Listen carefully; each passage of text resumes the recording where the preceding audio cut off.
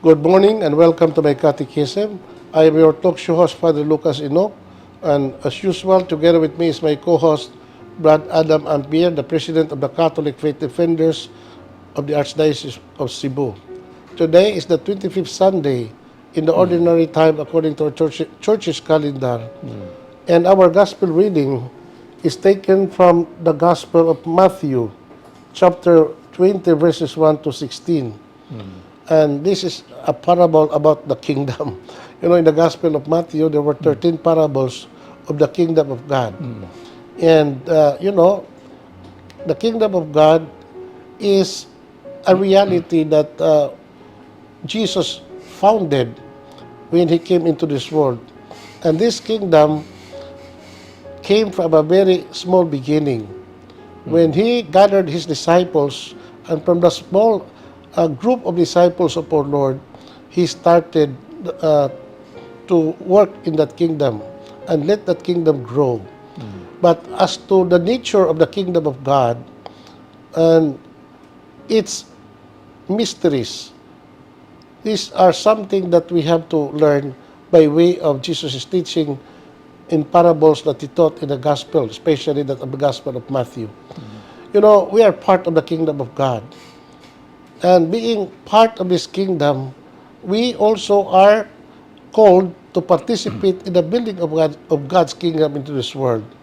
And the purpose why God established this kingdom is in order that His will be done on earth as it is in heaven.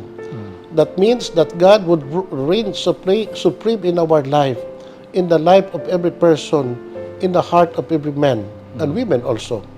So this is something that Brad Adam will be discussing today. Please stay with us. We'll be back after the short break.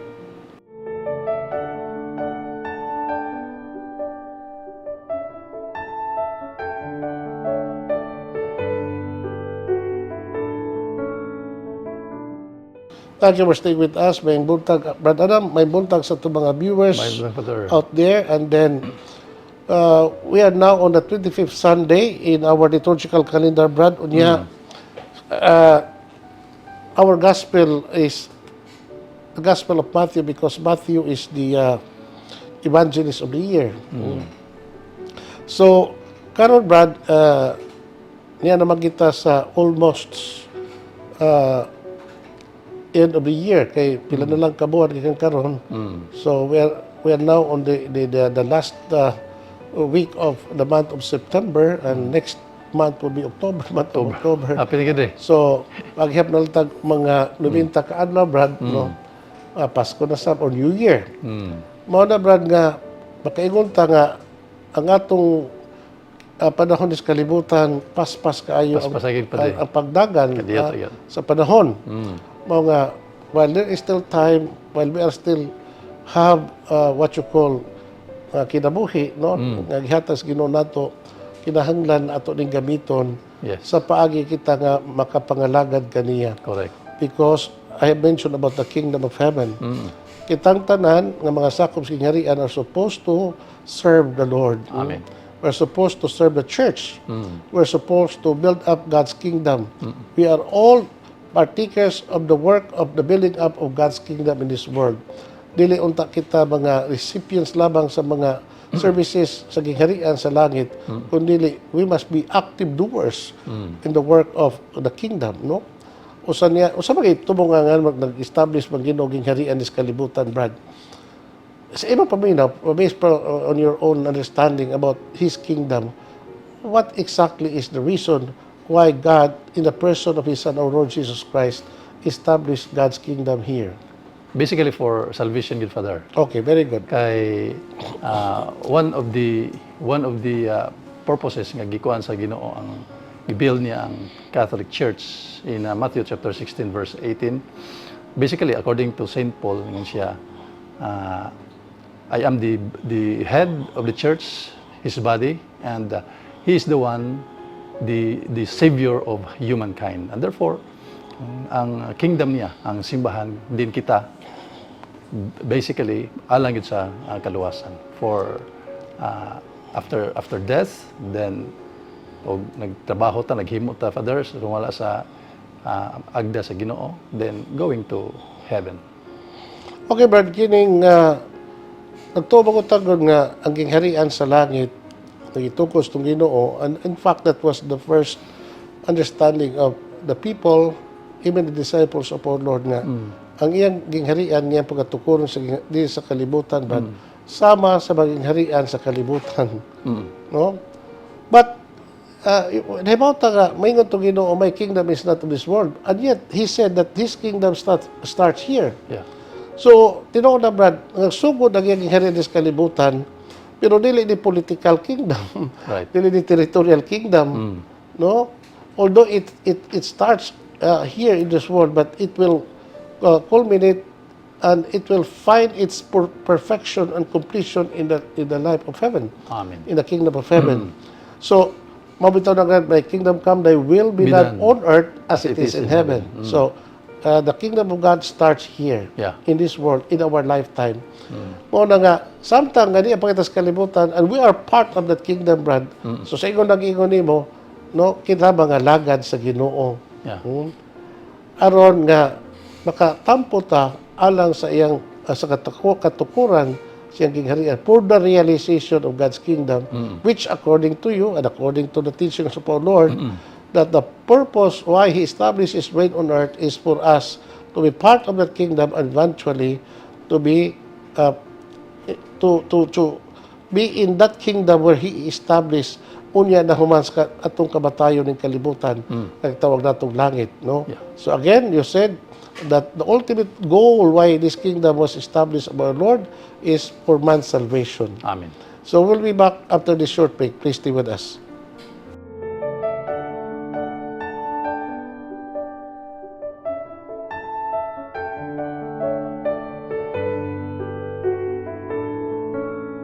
Padadam, ato ng basahon ang ato Ebanghelyo karong Domingo, ha? Yes, Father.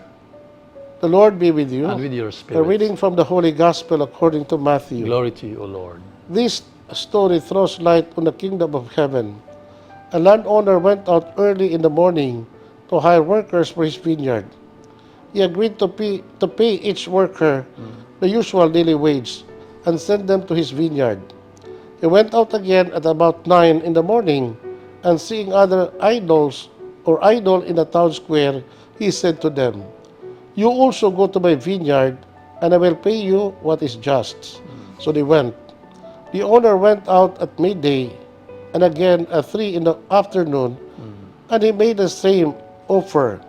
Again he went out at the last working hour, the 11th, and he saw others standing around. So he said to them, "Why do you stand idle the whole day?" They answered, "Because no one has hired us." The master said, "Go and work in my vineyard." When evening came, the owner of the vineyard said to his manager, "Call the workers and pay them their wage, beginning with the last and ending with the first." Those who had gone to work at the 11th hour came up and were each given a silver coin. When it was the turn of the first, they thought they would receive more, but they too received 1 silver coin. On receiving it, they began to grumble against the landowner. They said, "These last hardly worked an hour, yet you have treated them the same as us, who have even endured the heavy work of the day and the heat." The owner said to one of them, "Friend, I have not been unjust to you. Did we not agree on 1 silver coin per day? So take what is yours and go. I want to give to the last the same as I give to you. Don't I have the right to do as I please with what is mine?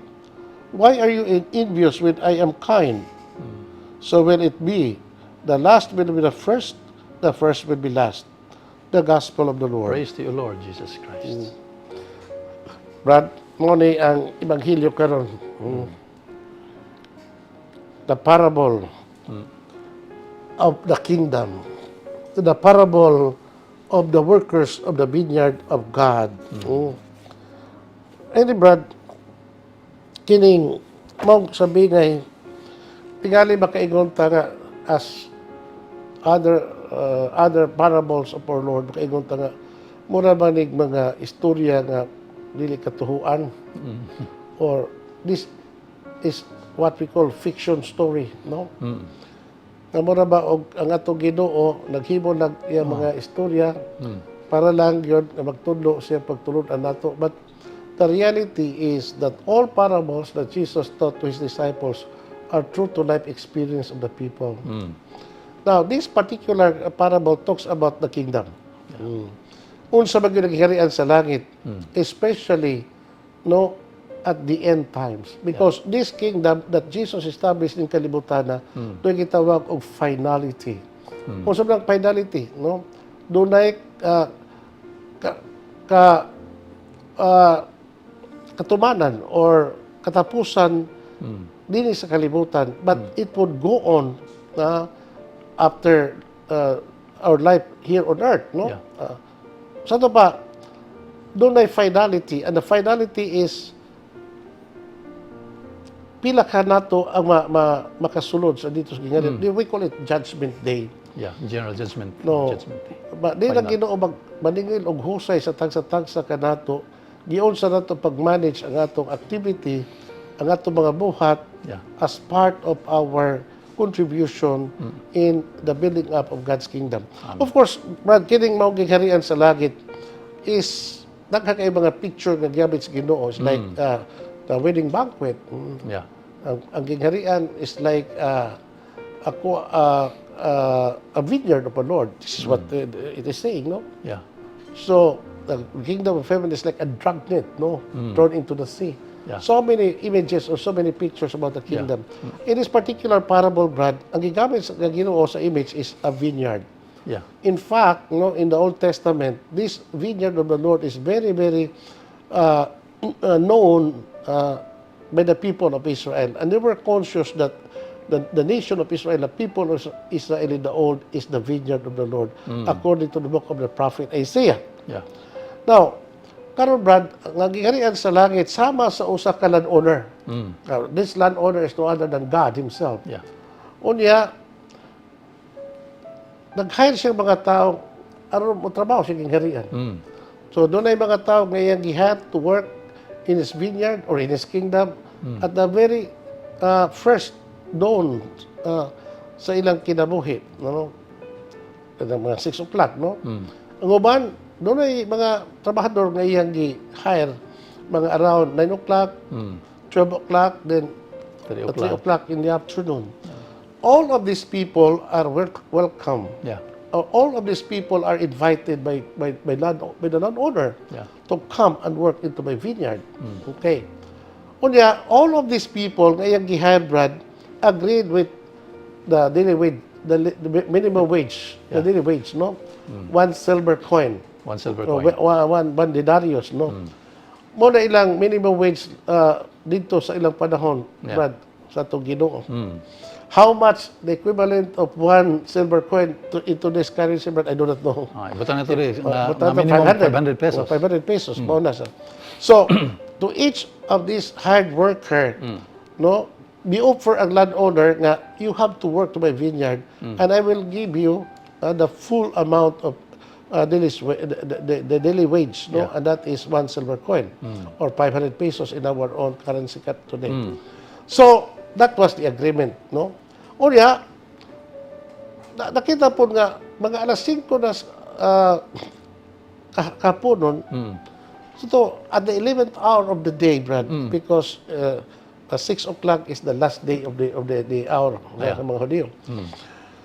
Dito gyapoy mga trabahador na, gitrabaho dito sa merkado, siya, ano nga ba mong manarbaho? Ngayon, nga ba nag-hire na mo?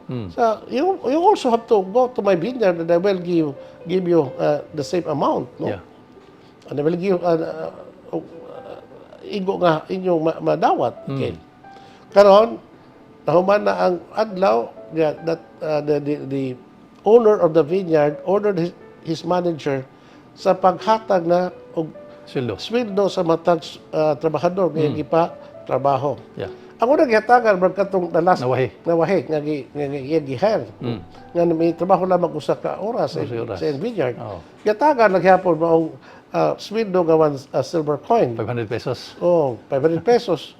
Katong uban nga nagtrabaho sa sayos kabuntagon, Oh. nagmag-all because they were thinking that they would receive more. Yeah. O na nga, when they saw that those who were hired at the 11th hour, nakanawat ang susamang sweldo kailang nadawat. O to nga, they feel bad, no? Yeah. So, nasuko sila. Na mo to nga, there was a sort of misunderstanding between the landowner and these people who nagtrabaho earliest day, the earliest hour of the morning or the day. Mingon nga, kami, mingon mo din complain sa mga tao. Kami, naghago itiro gabi, kung napagba sa kainit sa adlaw. Correct. Apan imo kami gihatagan, o naurang gihapong sweldo, sa imong gihatag, yan itong may trabaho, kung sa lamang ka, oras. Yung sa isulti sa landowner migo, inumdumi nga, wako manlupig nimo kay, may agree man ka sa usa ka denaryo o sa ka silver coin, nga imong pagadawaton because that is the standard minimum wage. Yeah. That's our agreement, that's our contract. Yeah. So, dadaan mo kwarta kay wako manlupig nimo. Go home, kumaday ko katungod no sa paghatag sa akong kwarta, ibisan kinsa nga ngay na kong hatagan o nasida ka ba hinuon, kaya ako maghatagon man. That's the language of the parable. Unya mao ni nga our Lord concluded the parable by saying, the last would be the first, and the first would be the last. Okay, Brad. Now, karon, based on that, i-rephrase na itong parable, Brad. Unsa may imo paambit niya ng bahina, Brad? Well, in the spiritual parlance, Father, bisag mawahi ka, for as long as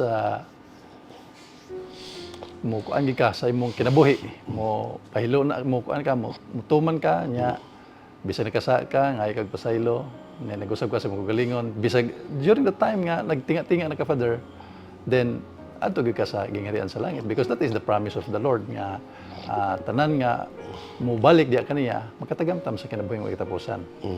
At the same time, Father, sa iyang katawhan sa mga Israelitas, sila may unang gitawag pero nawahi sila, wa sila mutuo sa Ginoo. Mas may patunawahi og tawag sa mga Gentiles kay bisag nawahi apan mao inoy una nituo kaniya.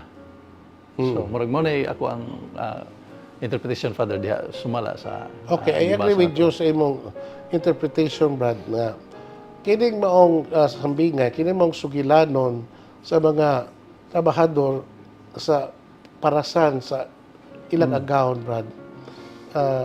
Naghulagway ni sa matag usa ka nato ng mga tao ning kalibutan. Remember, Brad, we are all part of the kingdom of God. Amen. And we are all being hired. Gihired tas Ginoo to be part of this kingdom and to work in this vineyard, which is the kingdom of God. Unya, doon ay mga tao, Brad, nga at the early stage ilang kinabuhi, they really started to work, to follow the Lord. No? Sa ilang hakikan pas pagkabatan-on, Brad, no? Hangtod nga may mature sila, hangtod na tigulang sila, Brad. Noon ay mga tao na doon na po yung mga tao, Brad, nga late ang ilang pag-respond sa pagtawag ng Ginoo, Brad. Mao nga, some people came into the kingdom of God and became active in the work of the church, mga noontime na silang kinabuhi. O sa mga kahapon na silang kinabuhi, Brad. Kasi kanta po, hapit na natapos din. Pero doon na po yung daghan, Brad, nga mga tao nga ilimit tao katugingon nimo. Tinga-tinga na. Diha na sila mahimo og desisyon sila kinabuhi. Nga they have to reform their lives, to ask for forgiveness, and then they would use the remaining days of our life, no, to serve the Lord, no, in whatever way they can. At the twilight silang kinabuhi. Para sa Ginoo, Brad, whether you came in late or whether you came into the vineyard at the very early stage of kinabuhi, panagsama ra itong reward. Kung sa may reward, lagi ito gihapon, Brad. Lagi ito gihapon, Brad. No? So, mingon ta, is God unfair? Okay.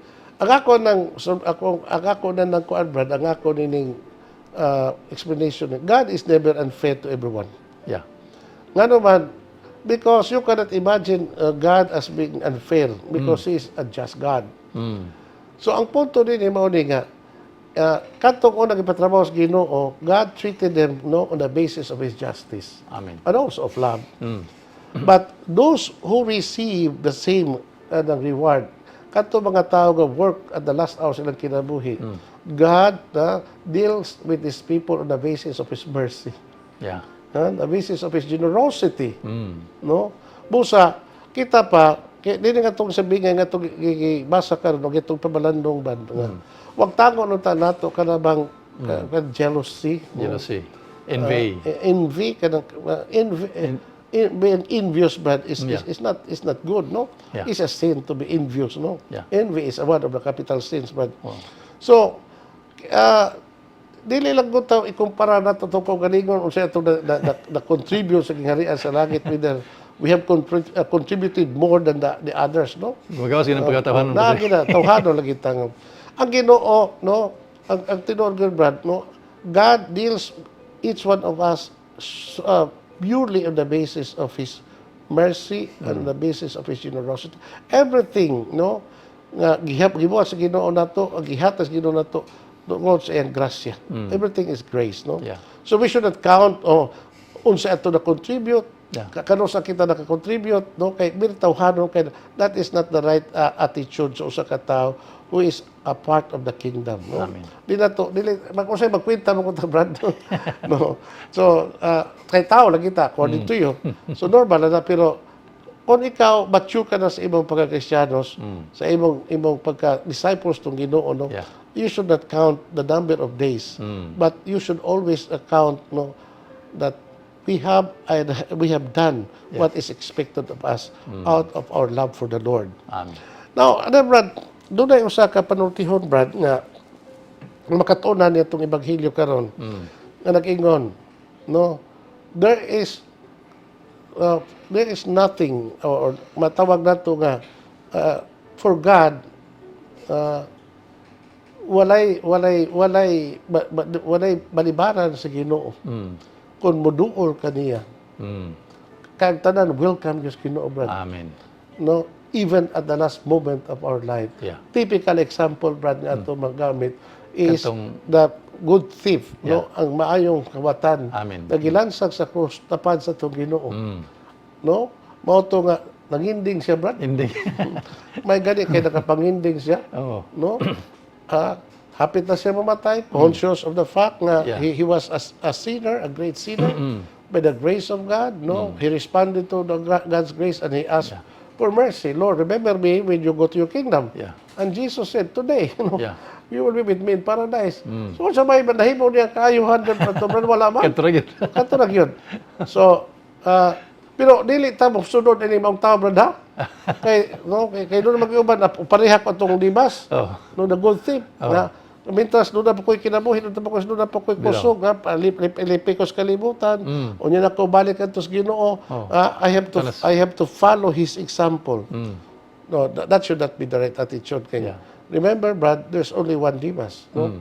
Ang may tabo, kung at the last hour sa imong kinabuhi, no, may lagi mapareha ka libas, pareha ka tukosa. Oh.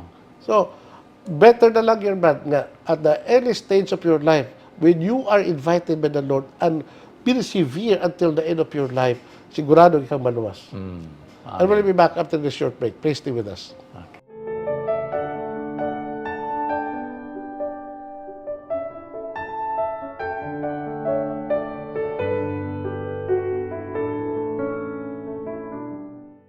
Thank you for staying with us, Brad Adam, atong pamalandungan, padayon kining atong ebanghelyo karon, no. Doon sa kapunto ni ebanghelyo, Brad, nga nakadapit sa akong pagtagad about these people called by God to work in the vineyard. You know, Brad, kita gibuhat as Ginoo to be a working animal. No, ako lang tawag animal. Kay may road pa kaya ng pagkatulong nga, Brad, no? Kay there are animals or who are not humans but they are also working like the carabaos or like the horses, no, Yeah. they work also. Pero they're not humans, no. We Yeah. are human beings, no. Yeah. Kita Brad, gitagantas Ginoo og kaalam, kusog, katakos in order to be able to work. Yeah. And what is the purpose why we work, no? For our own good, for the good of our families, for the support of our families. That means work, Brad, is part of our human dignity as a person. Yeah. That's why I said, God created man in order to work. Muna, in the book of Genesis, after He created everything, He entrusted to man na the world, the created world, when He said, no, go to the world and subdue it, have dominion over the fish of the sea, the birds of the air, and all the living creatures that crawl on the ground, etc. So that means, Brad, nga, sa pagbuhat sa Diyos kalibutan, iyang gisalig kanato ang pagdumala sa kalibutan nga gibuhat to transform this world that He created to Yeah. become matawag nato the kingdom of God here in this world. Yeah. So mo na nga Brad nga kanang we cannot disassociate the kingdom of God and the world Yeah. because the kingdom of God is in the world, no. Usa kita sa tong pagkatao dili lang tong Kristiyano ta, the fact that kita gibuhat sa Ginoo kinahanglan magtrabaho kita. Unsa may message ani nga kanang pagkatapulan, Brad, no, di gina nato encourage, no. In fact, that is also one of the capital sins, gitawag natong sloth, no. Sloth. Busa ang mga tao nga dili magtrabaho, Brad, according to Saint Paul in his letter to the Thessalonians nga kadtong dili magtrabaho Di pa ganon. dili aking pakanon. So kaabog at may nang sulti ni San Pablo, Brad, no. That means we don't deserve to eat if we don't work. Amen. Nga naman, it would be a great insult to your dignity as a person kung ikaw tapulan, kung ikaw di magtrabaho, because we are created by God in order to work. Amen. Yeah. Muna, Brad, nga, lagi, kingon nga nung resulti ni kay all services, for as long as these activities that we are doing are good, Brad, all human activities, all services, no, before God's eyes are equal. Yeah. Or God sees everything equal sa ato mga buluhaton. Especially if we do it, no, for the service of the kingdom, for the good of the community, and especially also for the support of our family. We need to work, no. Kana, Brad, kung doon na tayo kagahuman sa pagtrabaho, doon tayo kusog, katakos. Pero kung abot na itong katigulangon, Brad, we still can go on working. Dili tingali man one work, Brad, no? But we can still work in some other ways. Yeah. Doon ay nangutan, Padre, tigulan ako, Padre, di na ako katrabaho. How could I serve the church? No, ang ako isulti nila, just pray for the church because prayer is an act of work and it's also a form of service. Amen. Na, this particular parable, Brad, no, na po ilaing matawag nato og aspito din imong sa bingay nga makahatag og leksyon nato, no. Labi nato mga Kristiyanos. This particular parable is a warning for the Jewish people. Because these people, the Jews, they're very proud of their identity as chosen people of God. Meaning to say, na kini mga Hudiyo could be equated to those people who work at the early hour of the day. Because they were the one who first responded to God's revelation.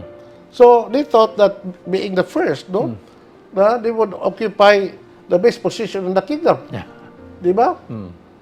Una nga, at the end of the day, pagkatapos sa adlaw, diha kagisuduhan na katong tanang nga nanabaho, moto nga, the ones who worked first, they were jealous.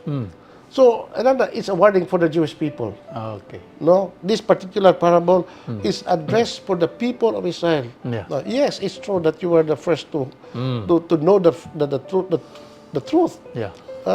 You have the law, you have the covenant with God, but if you also don't respond to God's call, no, to enter into His kingdom, you might be the first, but you will be last. Amen. You'll be the least in the kingdom of heaven. Yeah. Yeah, it is also a warning for us, Brad, that to mga Kristiyanos. Nga naman, we think that because we are Christians, we are privileged Yeah. people. Compared to other people, who have no knowledge about Christ and His church. So, kinahanglan po na nga magtago itong idea baka nagtawag superiority nato, nga feeling of superior ta kay we are baptized, no, in the one holy church, Catholic Church. We have the Bible, we have the church, Yeah. we have the sacraments, etc., etc. Yeah. We feel the comfort and security of our life that we are already secured of our salvation. It might be true, Brad. Yeah. But kung di sa tamo persevere till the end, Brad, Wow. sa atong pag-response, no, of the invitation of the landowner to work in his vineyard until the end of the day. So, chances are that you can forfeit your salvation. So mawahi nga ta diri. Mawain sabta. So remember, kantong na nakadawat sa ilang sweldo were the people who were last Yeah. and they were the first. Yeah. Pero lagi, Brad, no, ato ding sulbahon. Lagi kitungod mga tao ngon, ano na like us katapusan sa kinabuhi, no. Listen na di. That kind of attitude di sab na atong sudon ngano man kay may pagka-selfish man ang klase sa attitude. Ngano nga kung isulti, Brad, kay kanto mga gipatrabaho sa ganitong last gipatrabaho. It was not on their fault nga wa sila katrabaho early sa ilang life. Kay matod pa nila, di mo pangutana, ngano wa mo trabaho? Kay wa may nagpatrabaho namo. Meaning to say, So wala tuyo adi nga kuan ni. dili to ilang is not their fault. Yeah. No? Had they had a chance to respond to the call of the landowner sa kabuntagon sila kinabuhi, most likely mo trabaho to sila, di ba? So mao na kita, Brad, no, whether later, whether noon times no kinabuhi or whether sa atong kabatanon, kinahanglan kita magtrabaho. Kinahanglan mo respond kita sa pagtawag sa Ginoo. And we must persevere, no, until the end of our life. Brad. Ang ako na di katong yung ingon sa Ginoo, prepare yourselves because you do not know when the time will come. Og magpalangay-langay gud ta padre. Narabay ingon diha sa Job chapter 20 verse 34 nga kalit lang sama sa isda nga makubit diha siyang baba. Mao sa bang kinabuhi sa tao. Kalit lang mamatay. So, uminta nga, anan lang ko sa katapusan sa mong kinabuhi. No, because according to our Lord Jesus Christ, you do not know when the time will come. So, better good ang preparation for our spiritual life, Father, compare sa muragwa. Lang kita, no? Kay, umabot ng panahon, Father, katapusan sa itong kinabuhi. Nga, narabog ginag-ingon ni St. Paul sa Romans chapter 2, verse 6, pinaagi sa inyohang nagibuhat sa kalibutan, hukman ko kamo. Dili pinaagi sa pagtubat, pinagi sa inyong mga buhat. So, mana nga, samtang sa iyo pa, buhat kita. O lagi, pagbuhat kita, Brad, o kanang ato mga buhat, kanang buhat nga matarong. Buhat yung matarong. Na kanang mga buhat nga matarong, Brad, na it's an act of service to God. Yeah. Busa, ang basic principle yun na itong buhaton mo nga, we have to use our energy, our life, our talents, our time, no? In order to do good. Yeah. No? Kaya nga naman, all services rank equal to God. No? So, in this particular parable, Brad, no, we should not also miss, no, another important point, no, na ang kaayos Ginoo yang ipakita. No? God is good sa tanang mga tao. Yeah. He was good to those who were first. No? He was equally good to those who are last. Yeah. Nga naman, kaya Ginoo, Brad, no, you cannot think of a God who is a bad God. Yeah. You cannot think of a God who is unfair to everyone. Yeah. No, all that God, no, does to us is an act of His goodness and an act of His generosity. Amen. And above all, an act of His love. Narang ginas Ginoo, Brad, busa kini atong kinabuhi ngayang gihatag kanato, gamiton gini nato, Brad, not only our life but also our time. Gihatag niya kanato sa pagbuhat unsay maayo para sa iyang giharian. Yeah. For the growth of His kingdom and for the good of the people. Amen. No? For the common good. So, hinauton ta, Brad, nga ang atong mga katawhan makakaton dining usa ka na kong pagtulunan kinahanglan sa atong kinabuhi kita mga lagad because part of the reasons why God created man is to know Him, to love Him, and to serve Him. Amen. And serving Him with love. Amen. The Lord be with you. and with your spirit. The Almighty God bless you. The Father, the Son, the Holy Spirit. Amen. Amen. Thank you and good day. Praise the Lord.